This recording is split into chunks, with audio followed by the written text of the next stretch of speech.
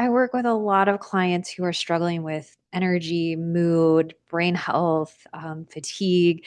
And I notice there's one thing that my clients who struggle the most all have in common. And I want to share with you what that is. But I specifically want to talk today about this conversation in the context of hormones because I mainly work with women and sometimes children, sometimes men, but a lot of my clients are women who are in that kind of perimenopausal or postmenopausal stage of life and really struggling with some of the symptoms that are impacting their hormones. And so I think it's really important to understand this entire conversation around hormones and what really matters because I see a lot of women, they're trying to support hormone balance, but they're going at it, I don't want to say the wrong way, but maybe their approach isn't quite complete. And so let's talk about that today. I'm Michelle. I'm a functional nutrition practitioner, a clinical herbalist, and I help my clients with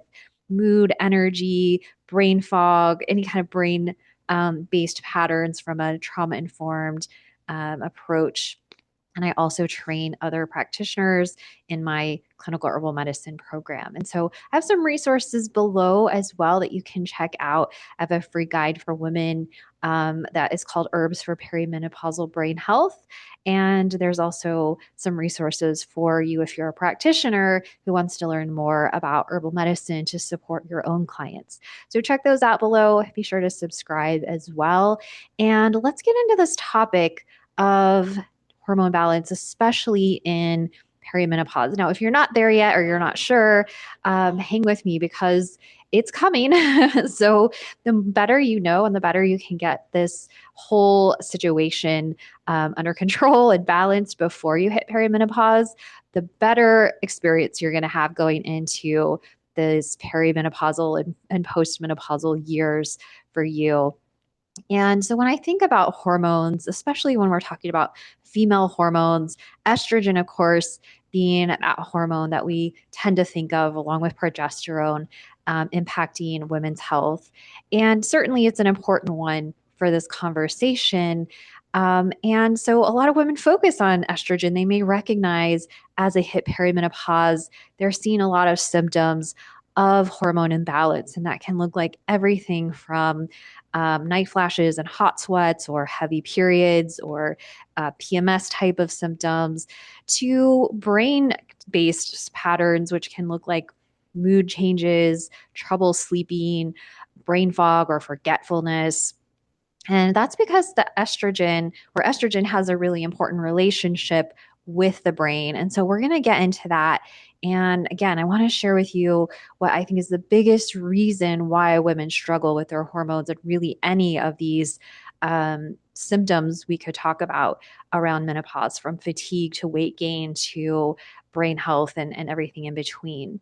But first, let's talk a little bit about estrogen and what it actually does for women, because again, we know it's one of our most important female hormones that impacts our health.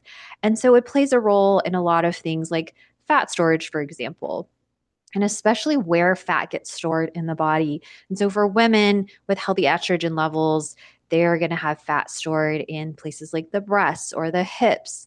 But as estrogen levels decline over time, that pattern can start to shift, and we might see that there's more weight gain happening around the midsection of the body, right? That kind of weight around the belly, right? That we all hate as we get older.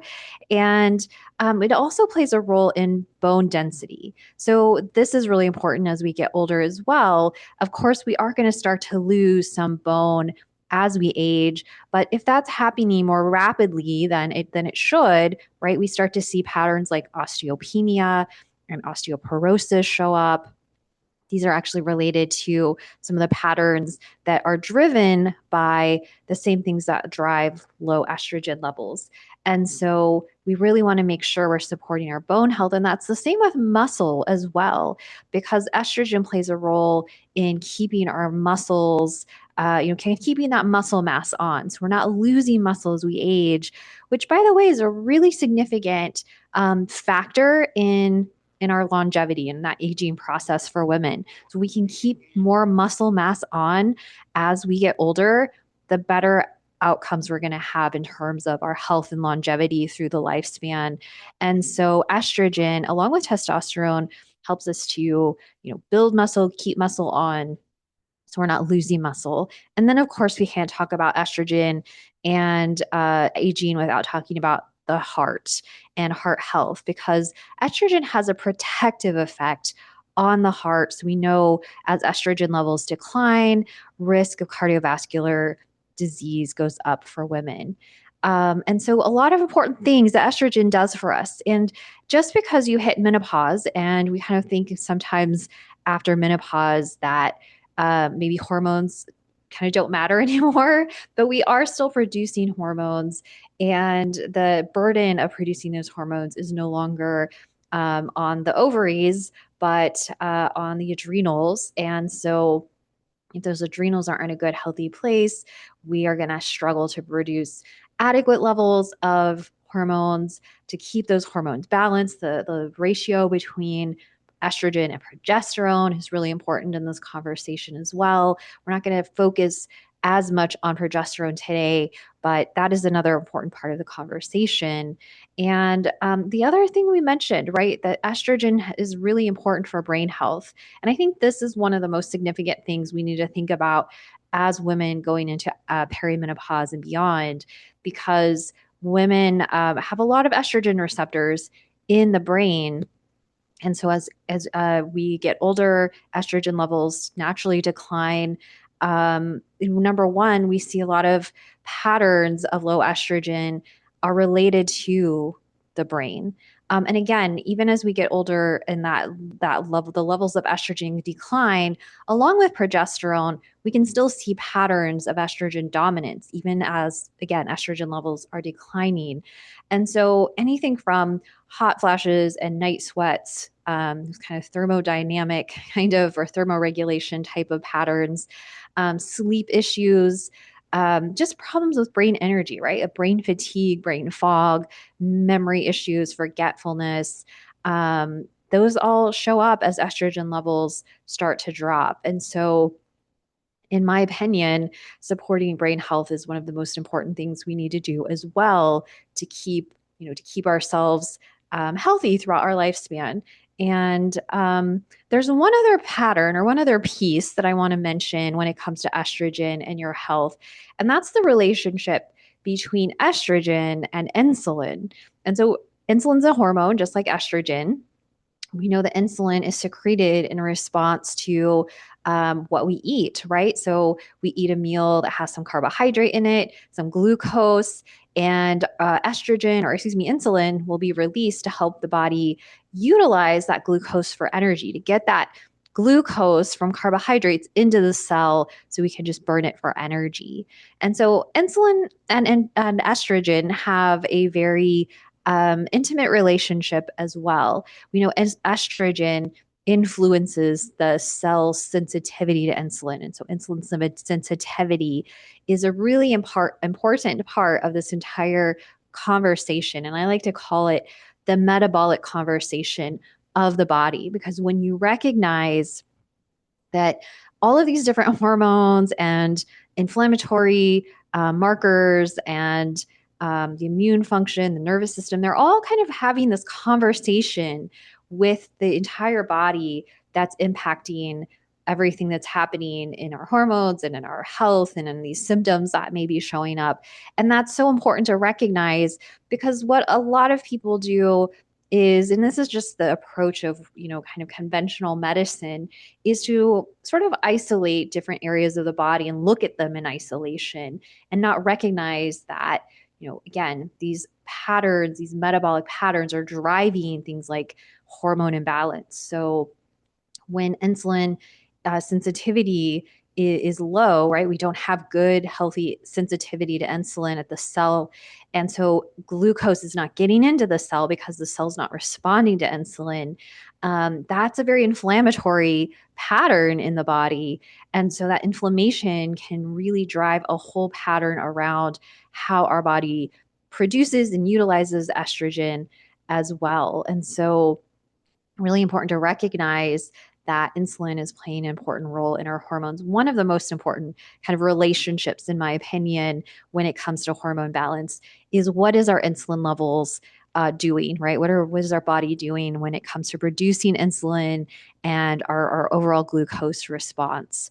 Because when we have too much insulin, again, we're not getting that glucose into the cell to burn it for energy, to make energy, and so we're going to be storing that excess glucose, right, as visceral fat in the body. And when that happens, again, a whole metabolic conversation is happening in the body. That means we have lower levels of another hormone called sex binding hormone. And so this one is an important hormone because if it's low, that means we have more kind of free or active circulating estrogen, and we get more of an estrogen dominance type of pattern that is more promoting inflammation and insulin resistance. So it just becomes this really vicious cycle in the body. And so we need to recognize that we're addressing this entire conversation around the body. Because as I said, it's not even just about how much estrogen you have, but what is your body doing with that estrogen? And is it able to utilize that estrogen appropriately? Our body actually makes different types of estrogens. And I think a lot of women are not aware of this, right? We have not only different types of estrogens, but we have different estrogen metabolites.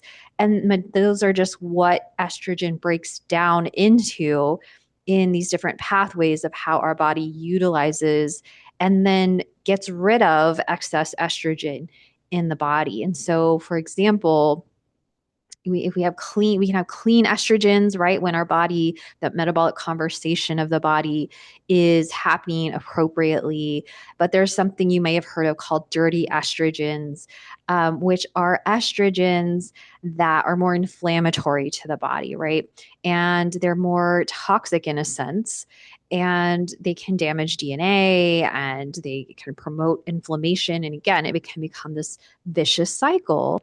And so, what is impacting this whole conversation? What is impacting the way our body makes estrogens, metabolizes estrogens, and then detoxes or gets rid of excess estrogens in the body in a way that's appropriate? So it's again a whole conversation the body's having between the nervous system, the immune system, the gut, the liver, etc., and of course the adrenals, the ovaries, if you're still making estrogen at that level.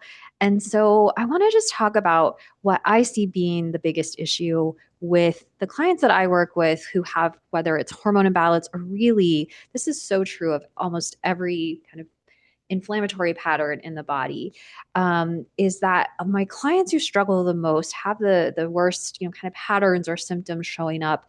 When we look at testing, they have, I'm just going to say, a high toxin load, okay? Meaning we can look at things like heavy metals or mold, or I would put pathogens into this category. So, I've had clients with things like long COVID or, other maybe gut dysbiosis, candida, stealth infections. They have just all this stuff hanging out in the system, creating a lot of, really just creating a lot of inflammation. And when I think about, as an herbalist, what's showing up for the clients I work with, and especially around hormone imbalances, I look at three categories of dysfunction, if you will, in the body. And one of them is what I call depletion. The other one is inflammation. And the third is stagnation. And so we can talk about these different patterns and what they mean, but I want to focus on stagnation because that's really what we're looking at with a pattern that might be described as estrogen dominance.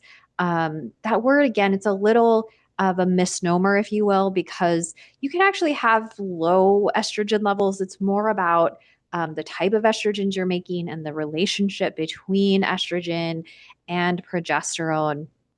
But I'm just going to kind of use that term for now because it's so popular, I guess, in modern vernacular. I think a lot of people will understand that. But for me, that estrogen dominance pattern as an herbalist, I looking through that lens, I think of it as a pattern of stagnation.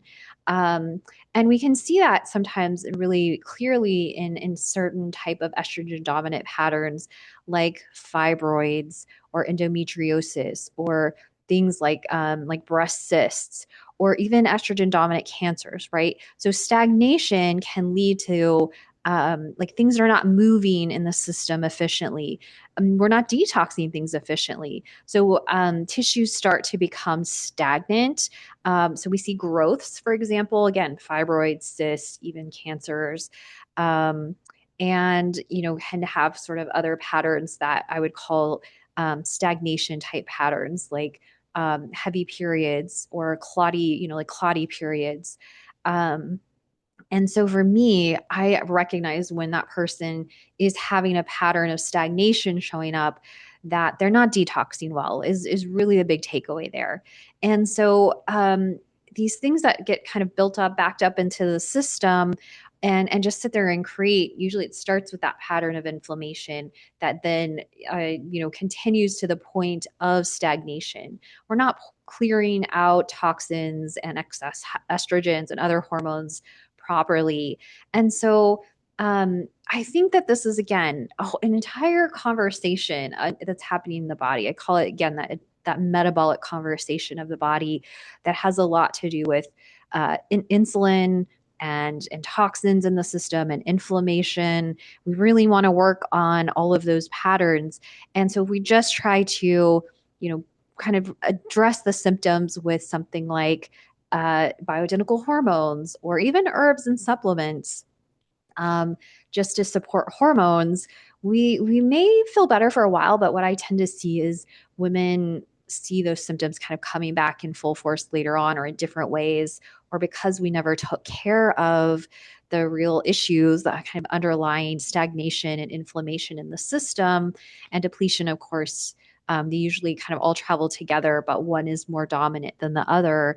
Uh, we never really get better, and we never really address what's going on in the system to that point of really improving our health to that point that we're often looking for as women.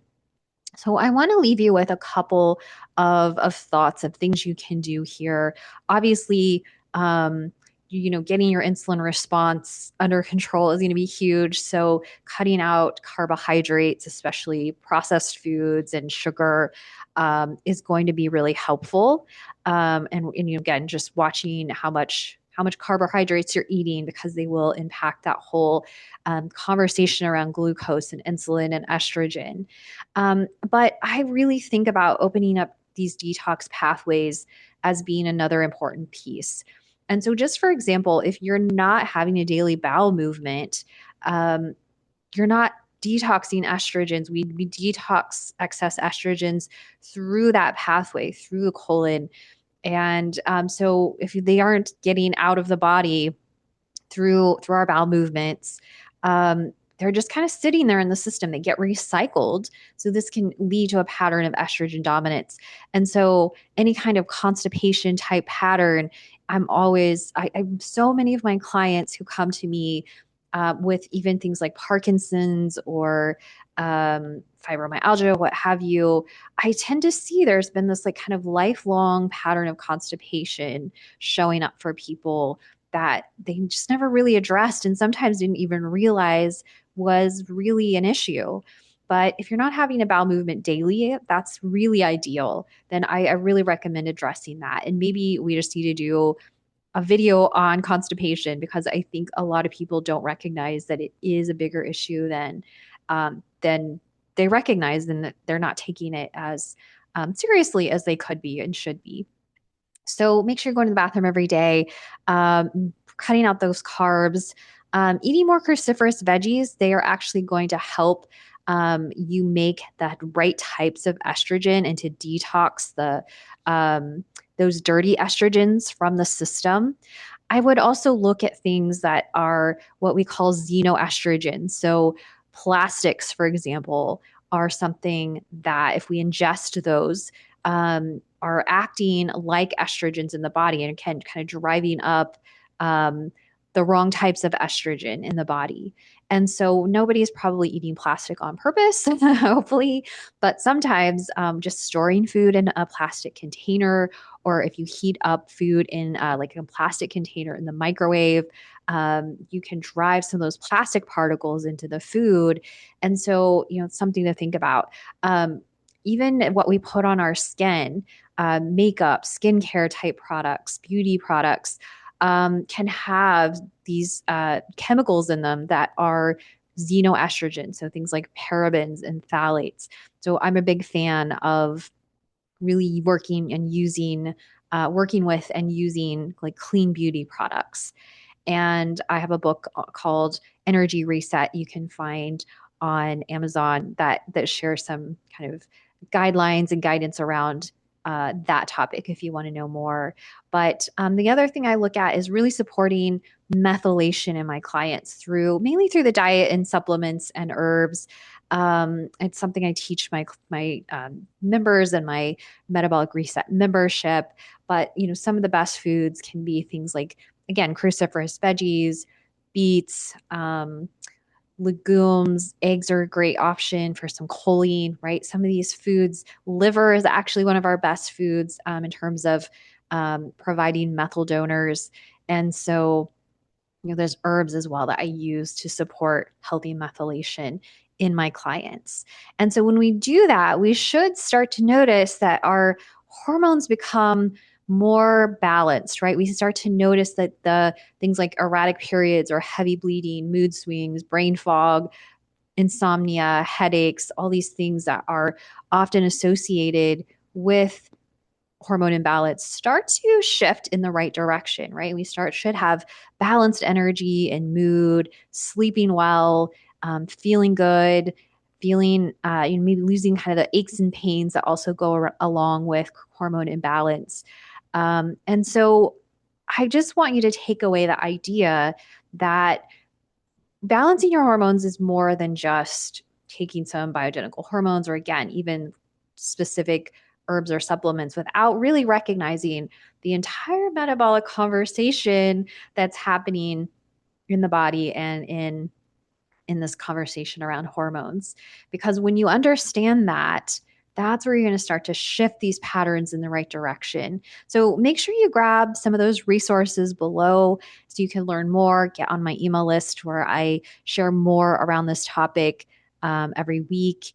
And look forward to seeing you next time, where we'll dive deeper into addressing hormone imbalance, supporting the brain, and doing all of that from a holistic approach.